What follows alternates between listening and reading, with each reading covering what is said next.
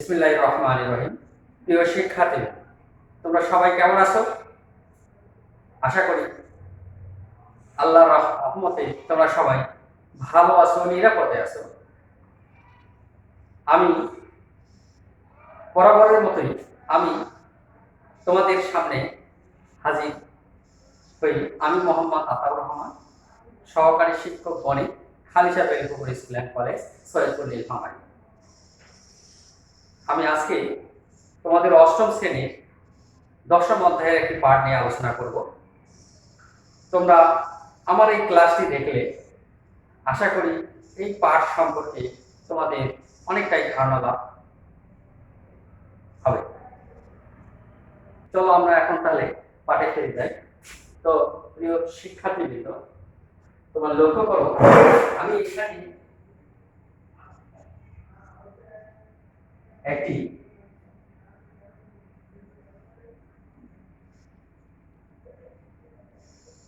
সাইকেলের চাকা বা যে কোনো চাকা তৈরি করবো। তোমরা চাকা সবাই দেখে থাকবে। চাকাটা সাধারণত এই আকৃতি হয়। আমি এই সাইকেলের চাকা এই অংশগুলোকে আমরা কি বলতে পারি, এগুলাতে থাকে এই ধরনের, এগুলাকে বলা হয় সাইকেলের চাকা স্প্রোক। এগুলো সাইকেলের চাকা স্প্রোক। তো আমরা দেখেছি এই স্প্রোক গুলা প্রত্যেকটাই কি থাকে, সমান থাকে, তাই না? যতগুলো স্প্রোক আছে প্রত্যেকটা স্প্রোকে সমান থাকে, একটা স্প্রোক কম বেশি থাকে না। যদি থাকে তাহলে সাইকেলের চাকা ব্যান্ড হয়ে যাবে, অর্থাৎ বাঁকা হয়ে যাবে। তো তাহলে এই আমরা সাইকেলের চাকার এই স্প্রোক গুলাকে আমরা এই সাইকেলের চাকার ব্যাসার্ধ বলতে পারি, তাই না? এই সাইকেলের চাকার স্প্রোক গুলাকে আমরা কি বলতে পারি, সাইকেলের চাকার ব্যাসার্ধ। তো এইরকম এই ব্যাসার্ধ আর এই ব্যাসার্ধ মিলে দুইটা স্প্রোক মিলে যেটা তৈরি হবে সেটার নাম হচ্ছে সাইকেলের চাকার ব্যাস। আর যদি আমরা বলি সাইকেলের এই যে গোলাকার অংশ কত বড়, তাহলে সাইকেলের চাকার গোলাকার অংশ যদি মাপি আমরা এটা দিয়ে এই মেপে যেটা পাওয়া যাবে সেটা সাইকেলের চাকার পরিধি, তাই না? তো সাইকেলের চাকাটা আমরা বিভিন্ন অংশ বলতে পারি। সাইকেলের চাকার পরিধি কত, সাইকেলের চাকার ব্যাস কত, সাইকেলের চাকার ব্যাসার্ধ কত, তাই না? তো এই ধরনের অংশ থাকে। তো এই সাইকেলের চাকাটা সাধারণত কোন আকৃতির হয়ে থাকে তোমরা বলতে পারবে, তাই না? সাইকেলের চাকাটা সাধারণত বৃত্তাকার আকৃতির হয়ে থাকে। তো সাইকেলের চাকা কোন আকৃতির হয়ে থাকে, বৃত্তাকার।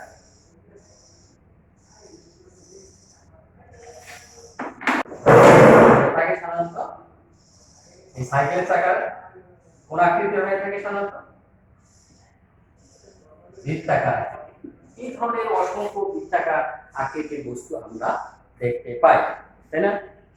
এই সাইকেলের চাকা ছাড়াও তোমরা আরো অনেক বৃত্তাকার বস্তু দেখেছো, তাই না?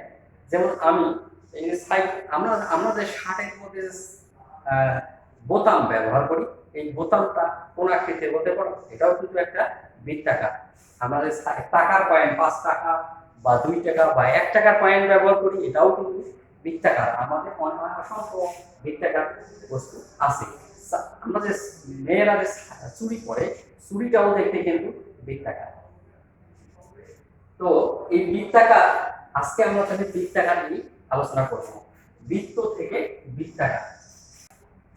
তো আমরা বৃত্ত নিয়ে কথা বলবো, তাই না? তো বৃত্ত তাহলে কি, বৃত্তটা কি?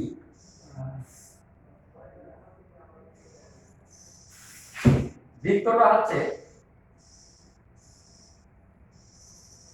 যে কোনো একটি নির্দিষ্ট বিন্দুকে কেন্দ্র করে সম দূরে অবস্থিত কোন একটি বস্তুকে, কোন একটা নির্দিষ্ট বিন্দুকে কেন্দ্র করে সমদূরে অবস্থিত অপর একটি বস্তুকে যদি আমরা এইভাবে সমদূরে ঘুরিয়ে নিয়ে এসে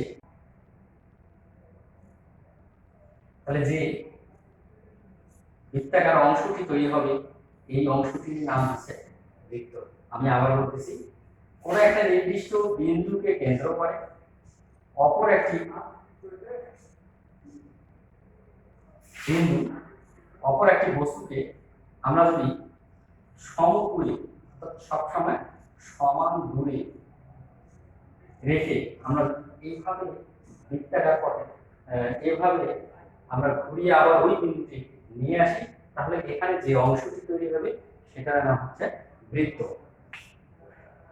তো আমরা চলো এবার সাইকেলের চাকার মতো এবার বৃত্তের বিভিন্ন অংশ লক্ষ্য করব। তো এই জায়গা থেকে এই জায়গা পর্যন্ত আমরা যেটা পাবো এটির নাম সাইকেলের চাকার মতো, তাহলে এটির নাম হচ্ছে এই বৃত্তের ব্যাসার্ধ, তাই না? বৃত্তের ব্যাসার্ধ। আর এই অংশ থেকে আমরা যদি পুরো অংশটা মেপে আবার এখানে নিয়ে আসি, তাহলে যে অংশটা পাওয়া যাবে এটি হচ্ছে বৃত্তের পরিধি। আমরা পাইলাম কি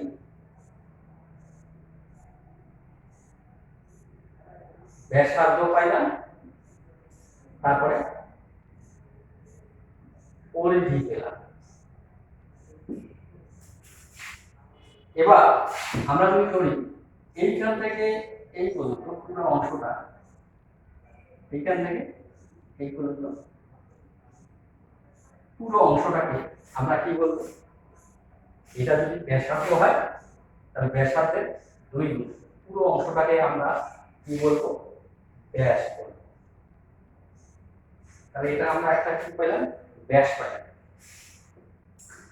এখন বৃত্তের আরো একটি অংশ আছে যেটাকে কি বলা হয়, জ্যা বলা হয়। আমরা এটির নাম দেই এ ও বি। এখন এ বি সি এই পুরো অংশটাকে আমরা এই বৃত্তের কি বলবো, পরিধি বলবো। কারণ বৃত্তের উপরস্থ যে কোনো দুইটি বিন্দু যদি সংযোজক রেখাংশটাকে কি বলা হয়, জ্যা বলে। বৃত্তের উপরস্থ যে কোনো দুইটি বিন্দু সংযোজক রেখাংশটাকে কি বলা হয়, জ্যা বলে। তাহলে বৃত্তের উপরস্থ এ একটা বিন্দু বি একটা বিন্দু, এই দুইটা বিন্দু যদি যোগ করি তাহলে এই সংযোজক রেখাংশটাকে কি বলবো, জ্যা বলবো। আমি যদি আরো নেই, এখানে একটা বিন্দু নিলাম, এখানে একটা বিন্দু নিলাম, এটা পি বিন্দু, এটা কিউ বিন্দু, তাই না?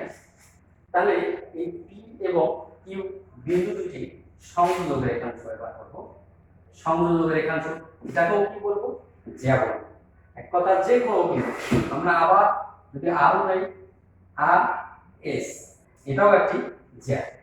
এখন কথা হচ্ছে আমরা এখানে জ্যা পাইলাম কয়টা, 3টে, 1 2 3টি জ্যা পাইলাম, তাই? কিন্তু যে জ্যাটি বৃত্তের কেন্দ্র দিয়ে গেছে, আমরা তোমরা দেখতে পাচ্ছো যে পি কিউ কিন্তু বৃত্তের কেন্দ্র দিয়ে যায় না, আর এস কিন্তু বৃত্তের কেন্দ্র দিয়ে যায় না, এ বি জ্যাটি কিন্তু বৃত্তের কেন্দ্র দিয়ে গেছে। সুতরাং এই এ বি জ্যাটাকে আমরা কি বলবো, বৃত্তের ব্যাস বলবো। তাহলে যে জ্যাটি বৃত্তের কেন্দ্র দিয়ে যাবে সেই জ্যাটির নাম হচ্ছে ব্যাস। সুতরাং ব্যাস একটি জ্যা। আমি যদি এই দিকে একটা নেই, দেখো সি ডি, সি ডিটা কি হবে, এটা কিন্তু কি হবে, ব্যাস হবে, কারণ এটাও কেন্দ্র দিয়ে গেছে। তাহলে সি ডি সংযোজক রেখাংশটা কেন্দ্র দিয়ে গেছে, এজন্য এটা একটা জ্যাও হবে এবং ব্যাসও হবে। আর পি কিউ শুধু জ্যা, আর এস শুধু জ্যা, এ বি জ্যা এবং ব্যাস দুইটি, আর ডি আর সি এটাও জ্যা এবং ব্যাস দুটি। সুতরাং যে জ্যাটি সবচেয়ে বড়, যে জ্যাটি সবচেয়ে বড় সেটাই নাম হচ্ছে ব্যাস। অর্থাৎ বলা হচ্ছে যে বৃত্তের যে বৃহত্তম জ্যাটা, যে জ্যাটা সবচেয়ে বড় সেই জ্যাটাই হচ্ছে ব্যাস, অর্থাৎ বৃত্তের বৃহত্তম জ্যাটাই হচ্ছে ব্যাস। এরপরে আমরা আবার একটি বৃত্ত তৈরি করলাম, মাঝখানে থাকবে বৃত্তের কেন্দ্র ও। এখন আমি এখানে মনে করো এ বি নিলাম, এই এ বিটাকে আমরা এই বৃত্তে কি বলতে পারি? এ বিটাকে বৃত্তে কি বলতে পারি? আমরা এ বিটাকে বলতে পারি, এর আগে যে জানলাম এ বিটাকে বলতে পারি জ্যা। তাহলে এই জ্যাটা এই বৃত্তটাকে কয়টা অংশে ভাগ করছে? দুইটি অংশে, তাই না?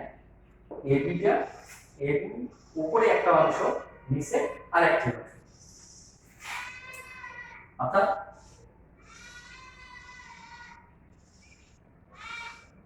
দেখো এ বি উপরে একটা অংশ, নিচে একটা অংশ, তাহলে দুইটা অংশ তৈরি হবে। তোমরা কি বলতে পারো এই যে দুইটা অংশ তৈরি হয় এ থেকে বি পর্যন্ত, এই অংশটাকে কি বলা হয়? আর এ সি বি এই অংশটাকে কি বলা হয়? এই অংশটাকে বলা হয় বৃত্তের চাপ। এ আর বি এই অংশটাকে কি বলা হচ্ছে? বৃত্ত চাপ। এটাকেও বলা হচ্ছে বৃত্ত চাপ। তাহলে এখানে বৃত্ত চাপ কোনটা? এ বি একটা বৃত্ত চাপ, আর এই পাশে এ সি বি এটাও একটা বৃত্ত চাপ। এখন তাহলে বৃত্ত চাপ একটি কত হলো? ছোট হলো, আর একটি বড় হলো। তাহলে ছোট বৃত্ত চাপটির নাম কি হতে পারে? ছোট বৃত্তচাপ যেটা সেটার নাম হবে উপচাপ, আর বড় বৃত্তচাপ যেটা সেটার নাম হবে অধিচাপ। তাহলে আমরা কি জানলাম? আরো উপচাপ জানলাম, তারপরে জানলাম আরেকটা কি? অধিচাপ, তাই না? দেখো আমরা বৃত্তের এই অংশগুলো সাথে পরিচিত হই। তাহলে একটা কি পাইলাম? উপচাপ, আর একটা পাইলাম অধিচাপ। ক্লিয়ার? প্রিয় শিক্ষার্থীবৃন্দ, এরপরে আমরা জানলাম বৃত্তের পরিধি আর ব্যাস। দুটি জিনিস জানছি, একটা বৃত্তের পরিধি এবং ব্যাস, এই দুইটারই অনুপাতকে কি বলা হয় এবার আমরা সেটা জানি। আচ্ছা, এটা একটা বৃত্ত, এই বৃত্তের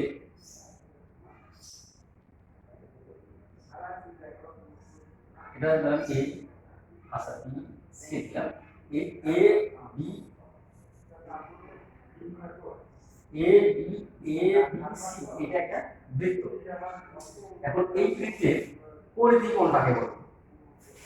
এ থেকে মেপে এই অংশটাকে কি বলবো? বৃত্তের পরিধি। আর ওটাকে কি বলবো? বৃত্তের কেন্দ্র। আর এই দুটাকে কি বলবো? বৃত্তের ব্যাস। আমার হাতে একটি তার দেখতে পাচ্ছি, তাহলে এই তারটা যে আছে, এই তারটির দৈর্ঘ্য আমার 22 সেন্টিমিটার আছে। তাহলে তারটির দৈর্ঘ্য হচ্ছে 22 সেন্টিমিটার। যদি মেপে নেই তবে এটা কত হবে? 22 সেন্টিমিটার। এখন এই 22 সেন্টিমিটার হচ্ছে তারটার দৈর্ঘ্য। এখন এই তার দিয়ে আমি একটা বৃত্ত তৈরি করব। তোমরা লক্ষ্য করো, আমি এই তার দিয়ে একটা বৃত্ত তৈরি করব। এই যদি এই ধরনের একটা বৃত্ত তৈরি করি তাহলে কি বৃত্ত হয়ে গেছে, তাই না? এখন এই বৃত্তে আমরা যদি এইখান থেকে এটা যোগ করি, এই একটা কেন্দ্র দেই, তাহলে এইখান থেকে এই পর্যন্ত একটা দাগ টানি, এইটাকে কি বলবো? বৃত্তের ব্যাস বলবো, তাই না? তো আমরা তাহলে মেপে দেখি ব্যাসটা কতটুকু হয়। ব্যাসটা দেখা যাচ্ছে এখানে 7 সেন্টিমিটার, তাই না? তাহলে আমরা পাইলাম এই তারটি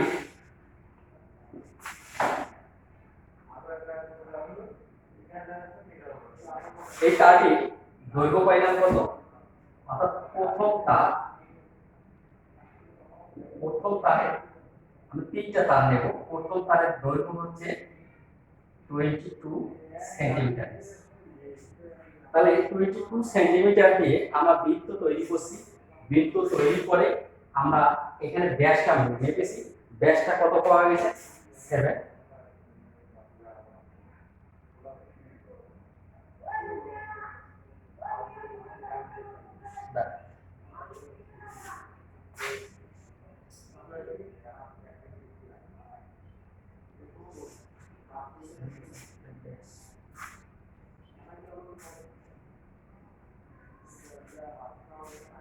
প্রথম তারের দৈর্ঘ্য পেলাম 22 সেন্টিমিটার আর ব্যাস পেলাম 7 সেন্টিমিটার। এরপরে দ্বিতীয় তার, এই দ্বিতীয়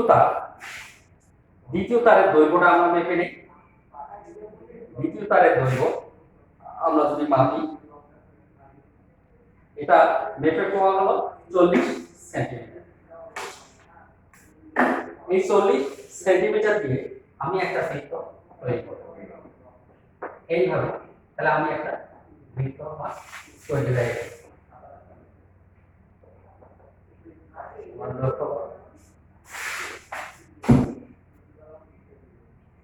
এখন এই ধরনের বৃত্ত তৈরি করে আমরা এবার কি মাপব?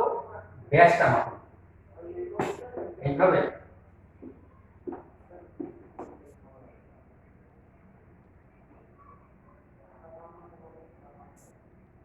ব্যাস মেপে দেখা যাচ্ছে 12.7 সেন্টিমিটার। তাহলে দ্বিতীয় তারের দৈর্ঘ্য হচ্ছে 40 সেন্টিমিটার আর ব্যাস পেলাম 12.7 সেন্টিমিটার। অনুরূপভাবে আমি আর একটা তার নেব, এই তিনটি তার। এই তারটার দৈর্ঘ্য হচ্ছে আমার 50 সেন্টিমিটার। তৃতীয় তারের দৈর্ঘ্য 50 সেন্টিমিটার। তাহলে এই 50 সেন্টিমিটার দিয়ে আমরা যদি আর একটা বৃত্ত তৈরি করি, এই আকৃতির বৃত্ত, এই ধরনের আমরা একটা বৃত্ত আকৃতি তৈরি করব।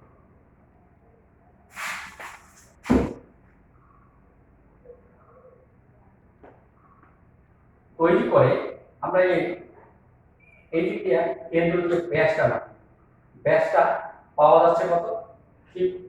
15.9। তাহলে ব্যাস কত পাইলাম? 15.9 সেন্টিমিটার। তো শিক্ষার্থী বন্ধুরা দেখো, আমরা কিন্তু এখানে এই তারের দৈর্ঘ্য, এই তারটা দৈর্ঘ্য, তাই না? এই দৈর্ঘ্যটাই আমরা কি করলাম, যখন পেঁচাইলাম একটা বৃত্ত তৈরি করলাম, তাহলে এই বৃত্তটা কি হয়ে গেল? এটাকে তারের সম্পূর্ণ দৈর্ঘ্যটাকে কি বলবো? যখন এটা বৃত্ত তৈরি হল তখন এটাকে কি বলবো? তারটা মানে বৃত্তটার পরিধি। তাহলে এটা হচ্ছে বৃত্তের পরিধি, অর্থাৎ তারটার দৈর্ঘ্য হচ্ছে বৃত্তের পরিধি। অর্থাৎ প্রথম তারের দৈর্ঘ্য 22 সেন্টিমিটার, মানে পরিধি 22 সেন্টিমিটার, ব্যাস পাইলাম 7 সেন্টিমিটার। আর দ্বিতীয় তারের দৈর্ঘ্য বা পরিধি কত পাইলাম? দ্বিতীয় তারের দৈর্ঘ্য হচ্ছে 40 সেন্টিমিটার, ব্যাস পাইলাম 12.7 সেন্টিমিটার। অনুরূপভাবে তৃতীয় তার। এখন প্রথম তার দিয়ে আমরা যে বৃত্ত তৈরি করলাম, তাহলে প্রথম তারের অর্থাৎ প্রথম বৃত্তের পরিধি এবং ব্যাস, পরিধি ও ব্যাসের অনুপাত যদি বের করি, আমাদের কি আসে দেখো, সম্পর্ক আছে। ব্যাসের অনুপাত, বৃত্তের পরিধি হলো কত? 22 সেন্টিমিটার আর ব্যাস কত পাইলাম? 7 সেন্টিমিটার। দ্বিতীয় বৃত্তের পরিধি ও ব্যাসের অনুপাত আমরা দেখব। দ্বিতীয় বৃত্তের পরিধিটা কত আছে? দ্বিতীয় বৃত্তের পরিধি কত হবে? দ্বিতীয় তার দিয়ে যে বৃত্ত তৈরি হয়েছে সেটা 40 সেন্টিমিটার, অর্থাৎ পরিধিটা হচ্ছে 40 সেন্টিমিটার, ব্যাস আছে 12.7 সেন্টিমিটার। 40 centimetre divided 12.7 centimetre.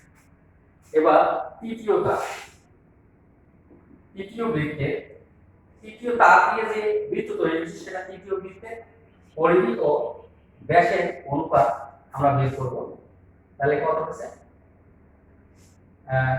পরিধি আছে 50 সেন্টিমিটার আর ব্যাস আছে 15.9, 50 ভাগ 15.9 সেন্টিমিটার।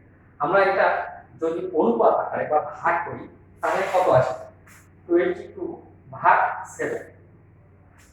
যদি ভাগ করি তো দেখা যাচ্ছে 3.14 সামথিং আরো আসে। আমার দশমিকের পর 2 অঙ্ক পর্যন্ত দিলাম। এটারও মান কত আসে 3.14, এটারও মান আসে 3.14। অর্থাৎ আমরা দেখতে পাচ্ছি যে পরিধি যেটাই হোক না কেন, যে কোনো পরিধি দিয়ে যে কোনো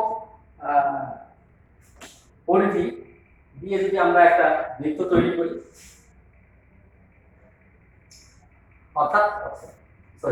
অর্থাৎ দেখা যাচ্ছে যে যে কোনো বৃত্তের পরিধি এবং ব্যাসের অনুপাতটা একটা কি থাকে, একই সংখ্যা হয়, অর্থাৎ ধ্রুবক সংখ্যা আসে।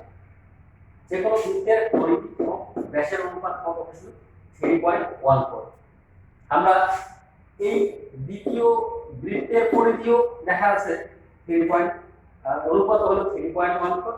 তৃতীয় বৃত্তের পরিধি ও ব্যাসের অনুপাত আছে 3.14। অর্থাৎ কি, যে কোনো বৃত্তের পরিধি এবং ব্যাসের অনুপাত একটি ধ্রুবক সংখ্যা, তাই না? প্রিয় শিক্ষার্থী বন্ধুরা, আমরা কি দেখলাম, বৃত্তের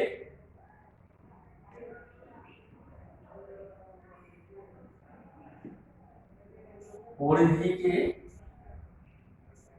বৃত্তের ব্যাস দিয়ে, অর্থাৎ এটার অনুপাত মানে ভাগ, তো বৃত্তের পরিধিকে বৃত্তের ব্যাস দিয়ে ভাগ করলে একটি ধ্রুবক সংখ্যা আসে, তাই না?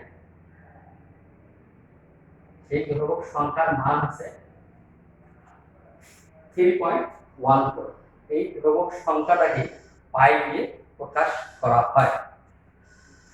তো বৃত্তের পরিধি, আমরা বৃত্তের পরিধির প্রতীক যদি নেই, বৃত্তের পরিধির প্রতীক হচ্ছে সি, সার্কেল, আর বৃত্তের ব্যাসটা হচ্ছে ডি।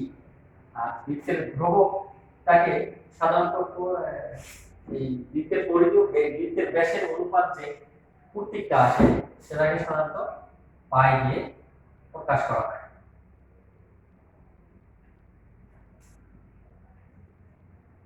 সি ভাগ ডি ইকুয়াল টু পাই। বা এখান থেকে আমরা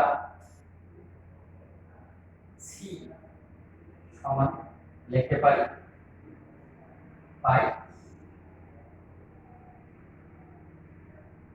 ডি, বা সি সমান পাই ডি হচ্ছে ব্যাস। তাহলে যদি ব্যাসার্ধ দ্বিগুণ, ডিটা হচ্ছে ব্যাসার্ধের দ্বিগুণ, অর্থাৎ ডি সমান কি লেখা যায় 2r, বা সি সমান 2πr। তো আমরা এখানে সি হচ্ছে বৃত্তের পরিধি, বৃত্তের পরিধির সূত্র আমরা পাইলাম 2πr। বৃত্তের পরিধি সি সমান পাই ডিও লিখতে পারি, অর্থাৎ বৃত্তের পরিধি সি সমান 2πr ও লিখতে পারি। যদি ডি লিখি শুধু পাই ডি হবে, আর ডি এর জায়গায় যদি 2r বসে দিই তখন 2πr হবে, সি সমান 2πr। এখন আমরা পরবর্তীতে বৃত্তের পরিধি জানলাম। এখন বৃত্তের পরিধি জানতে গেলে আমাকে বৃত্তের ব্যাসার্ধ জানলেই আমরা বৃত্তের পরিধি বের করতে পারবো। একটি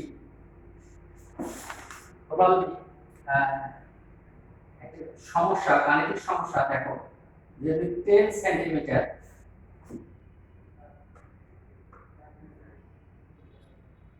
আমি 5 সেন্টিমিটার ব্যাসার্ধ বিশিষ্ট একটি বৃত্তের পরিধি কত হবে, তো আমরা এর আগে জানলাম পরিধির সূত্রটা কি, সি সমান 2 পাই আর 2 পাই এর মান আমরা জেনেছি 3.14, আর এর মান কত, বৃত্তের ব্যাসার্ধ হচ্ছে 5 সেন্টিমিটার, তাহলে 5% দিলাম। এটা দিয়ে গুণ করলে যেটা আসবে 31.4 সেন্টিমিটার। ঠিক আছে, যে বৃত্তের ব্যাসার্ধ হবে 5 সেন্টিমিটার সেই বৃত্তের পরিধিটা হচ্ছে 31.4 সেন্টিমিটার। আমরা এইভাবে অনেকগুলো সমস্যা সমাধান করতে পারি। শিক্ষার্থীবৃন্দ, এবার আমরা আসবো বৃত্তের ক্ষেত্রফল।